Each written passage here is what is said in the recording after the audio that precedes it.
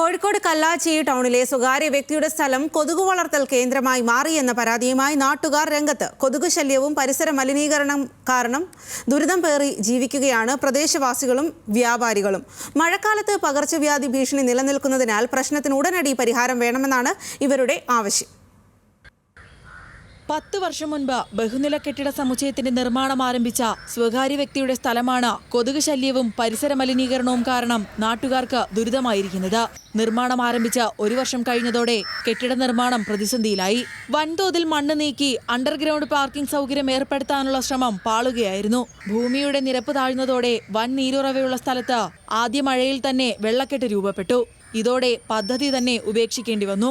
ഉപയോഗശൂന്യമായി കാടുമൂടിയ സ്ഥലം മാലിന്യ നിക്ഷേപ കേന്ദ്രമായി മാറി. പൊതുജനാരോഗ്യത്തിന് കടുത്ത ഭീഷണിയും. കല്ലാച്ചി മത്സ്യ മാർക്കറ്റിലെ അറവ് മാലിന്യങ്ങളെല്ലാം ഇന്ന് ഈ വെള്ളക്കെട്ടിലാണ് നിക്ഷേപിക്കുന്നത്. വെള്ളക്കെട്ടില് അറവ് മാലിന്യം ഉൾപ്പെടെയുള്ള പ്ലാസ്റ്റിക് വേസ്റ്റുകൾ മുഴുവനും നിക്ഷേപിക്കുന്ന ഒരു സ്ഥലമായി മാറിയിരിക്കുകയാണ്. ഇത് കാരണം ആ പ്രദേശത്തെ ജനങ്ങൾ ഭയങ്കര ബുദ്ധിമുട്ടിലാണ്. അതുകൊണ്ട് ഇത് എത്രയും പെട്ടെന്ന് ഇതിന് ഇനി എന്തെങ്കിലും ഒരു പരിഹാരം കണ്ടേ മതിയാവും. ദുർഗന്ധപൂരിതമായ മലിനജലം കൊതുക് പ്രജനന കേന്ദ്രമായി മാറിക്കഴിഞ്ഞു. പകർച്ചവ്യാധി ഭീഷണി നിലനിൽക്കുന്നതിനാൽ പ്രശ്നം ഇനിയും രൂക്ഷമാകാനാണ് സാധ്യത.